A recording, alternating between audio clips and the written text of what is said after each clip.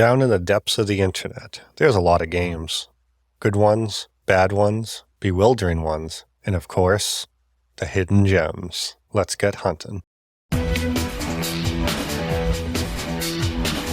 Grow Big or Go Home, released on December 18th, 2020 by Quarren Inc., is a unique puzzle game where the goal is to grow plants. The catch being you need to use mirrors to reflect the briskly moving sunlight onto the plants, and those plants can't be moved. You'll be juggling running between the water, plants, and mirror, the latter which need to be rotated towards the plant you want to aim for. The sun might appear to move fast, but the solar energy on the plant can add up quickly, causing it to burst into flames, which you'll have to put out yourself to let the plant continue growing, all while keeping the water can filled and flowing. This game gets hectic fast, particularly when it adds in other elements like having to shoo away a cat, who will knock over your precious pottery, resetting any progress on it. Yet it has a gentle learning curve. It might even start too slow and appear overly simple, one could argue. I sure thought so. But you'll be making use of your boost soon, desperately trying to keep up, all to the tune of a variety of calming pseudo-orchestral scores.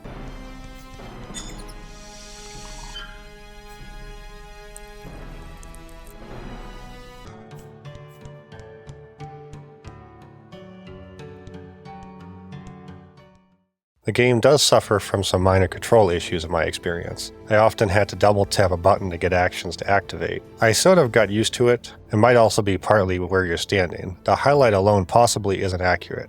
I couldn't quite figure out what it was exactly causing the issue. It currently sits at only 36 reviews on Steam, and in April 2023, the game was made completely free. It clearly has a lot of passion put into it. The levels even have small touches like rabbits peeking out, hats thrown about, or a roaring fire. Even within the same set of stages, the theming will completely change, like going from Christmas to St. Patrick's Day. The developer a year after it came out even came back and added a lot of improvements, creating an Ultimate Edition. It's sad to me to see that games sit on Steam and itch and nearly go unnoticed. Please go give this unique puzzle game a try, particularly if you're a fan of games like Overcooked or Diner Dash. I mean, it's even free with no catch. It absolutely deserves the status of hidden gem.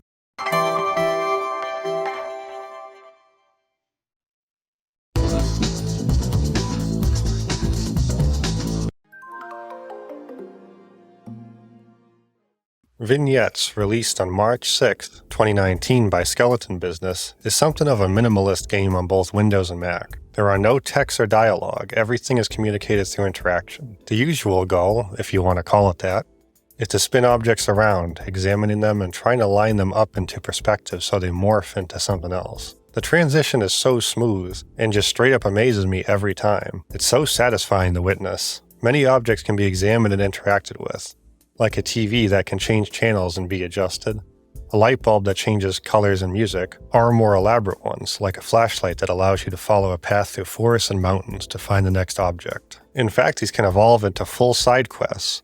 A favorite of mine was solving a series of puzzles on seashells that release small creatures that find their way to a stage and reward you with a tune and circling shells that can twist around. I'm being careful to not show too much. The surprising visuals are such an integral part of the experience. Puzzles in this game are quite logical and can even be brute forced for the most part, even when confused, so you're unlikely to get stuck. Some of the more elusive ones are optional content and not part of the main experience. Something that surprised me is it's not a linear game. Most objects can be twisted multiple ways to transform into a number of other devices, which there is a handy map for. This does lead me into something that niggles me. It can be finicky turning them into just the right position, particularly when you're just trying to backtrack to find another secret, sometimes wasting a minute or even more attempting to get it into the right position. Like for example, this armillary sphere, you can rotate it to be in many positions. I adjust all the way to where I know it's supposed to be and it's just not working. Why? It turned into something of a bit of trouble and getting stuck. I believe I might not have had it quite 100% adjusted, so it wouldn't register when turning it. Not to mention every time you start the game you have to go right back to the very start. Your progress is saved for as finding stuff, and you do unlock the ability to return to certain sequences, but only after they are fully completed, so it's a bit pointless. You're not going to be going back there once you've done that. It doesn't take long to get back when you know the method anyway, but it annoyed me. Nonetheless, this game was a visual joy and an extremely unique journey. I highly recommend playing it. It's on Steam, iOS, and itch.io. I'd read it's on Google Play, but the page returns an error, so I think it's been removed from there. No matter how you play it, this is definitely a hidden gem.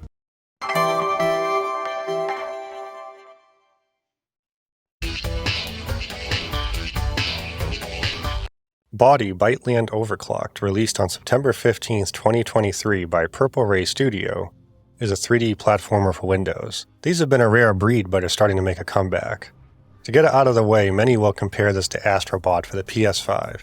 And its themes are similar. Astrobot takes place inside the PS5, and in turn Boti takes place inside a PC, with megabytes being a currency and doing such tasks as fixing RAM. The narrative is you play as Boti, who has started a job as a courier under a bot named Colonel. Boti is sent on a mission to overclock a CPU, but things go awry and now he needs to clean up the mess this has made of the world. And also that Colonel dude has gone missing. You'll be doing standard 3D platforming fare, hopping across platforms, smacking bad guys, and pushing buttons. The controls are responsive enough. You do get a couple extra abilities to subsidize your jump. Gliding, double jump, and a short dash. The glide helps a bit, but the dash is what you're going to be making use of a lot more, and not only for platforming. However, it's great for that too. Boti unfortunately walks quite slow and doesn't have a sprint. This issue is most noticeable in the hub area and also in the open parts of the levels. Jumping and dashing is likely your best way around this.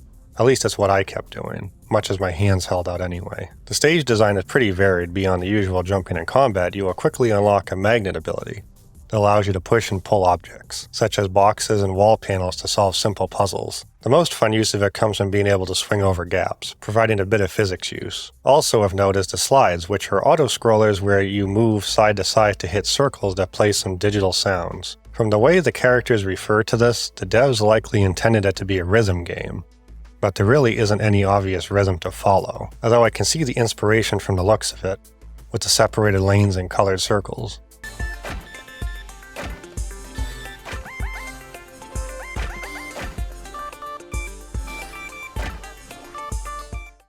They add some variety to the game for sure, and each one will give a trophy for getting all the notes. With all those megabytes you collect, there must be something to buy, right? Well, yes, though you will mostly be using them to open gates and levels. In the hub you can buy various islands, like the food stand that can heal you, or an island you can play the auto-scroller on. All these really aren't too useful though, and offer little beyond decoration. The entire game can be played in local or online co-op. Me and a dude played online with zero issues in the connection. The game was clearly not built around co-op, however, despite the added locations you need to both stand on to open doors and move platforms. If one player triggers a cutscene, it just stops the other player completely in the middle of what they were doing. If you're in the middle of a jump, you'll fall to your death. Or if you are fighting enemies, you will keep taking damage during the whole thing, most likely also resulting in your death. The game is still more fun with a friend, however, and is how I played almost the entire game. Turning to the graphics, they look remarkable. I mean, it really looks like a next-gen game. Everything is smooth and colorful without being blinding. It has a lot of personality in how almost nothing is completely straight. The roofs of buildings are warped just a bit, the characters' heads are all a bit rounded and asymmetrical. Fence posts are cockeyed, the sky is a cool mix of rounded clouds with long rectangles to hint at being digital. I really adore it, and it's my favorite aspect of the game. There's also a lot of bloom lighting, and they make effective use of a variety of colored world lighting to set the levels apart. The extra poly lead to quality animation and great feedback with performing actions. When Boti is walking, his antennae sway side to side. Jumping, he curls and bounces a touch upon hitting the ground. When ground pounding, he flattens and his head grows bigger. Many actions also are accompanied by glowing particle effects, usually binary numbers and glowing pixels. The bad news is these graphics do come at a cost. The recommended specs are high, of course, particularly for an indie game, yes, but it seems to have made optimization that much more difficult for the team. Me and the dude I played with are well over the specs, having a 3090 Ti and 4080 respectively, and we're still unable to pull over 40 FPS usually. I have my suspicions that the settings weren't applying because no matter how the settings were adjusted, the game looks the same, and the frame rate didn't change. Even flipping RTX on and off showed no difference. All that fancy lighting means it's staying on, which would explain the FPS being so low. Both of us also experienced multiple crashes, usually while employing the magnet ability. The game would just freeze with a pop-up saying fatal error, losing all your progress on the current stage, and if that happens near the end of one, it's pretty nasty. Each level is about a half hour. That's a lot of time to lose, including all of your collectibles. These bugs make an otherwise very fun game difficult to recommend. I'm still going to say get it if you enjoy 3D platformers, with the caveat that you should be prepared to possibly have to deal with bugs or crashes. Despite these, we did play through the game in its current state. There's been a few patches already, and based on the planned roadmap, more will come.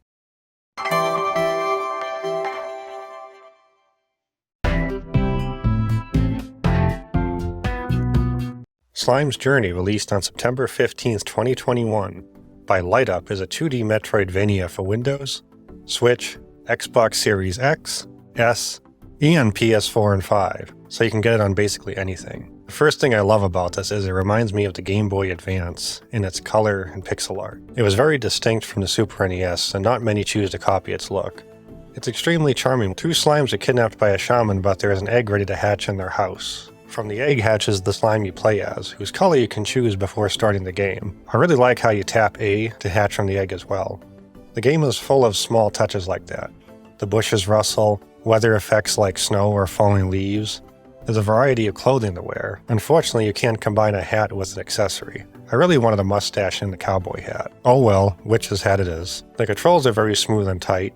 Never felt like my inputs dropped. Jumping from platform to platform at full speed even felt great and effortless. Being a Metroidvania, you'll have a number of abilities to unlock. The starting ones are throwing rocks and bombs. Later you'll get abilities like swimming or double jumping. You really feel the progression with ones like slinging 3 stones at once to tear up enemies. Not that the game is difficult. It's a breezy time with even the bosses only taking a handful of hits. It's never very confusing where to go or what to do. Usually just touching a door will display a pop-up telling you to defeat enemies or find a key. In fact, the whole game will only take around 2 hours to beat, and I played it leisurely. That could be a pro or a con depending on your taste. Like other Metroidvanias, it's good for speedrunning, and there's a hardcore mode where you only get 1 life. I'm aware less and less people have time. I mean, you can start this game at 3 and easily have it finished before 5:40. Also, it's only $5 at full price and goes on sale for less regularly. Sad this only has 11 reviews on Steam. As you can tell, I easily consider this a hidden gem and recommend anyone try it out.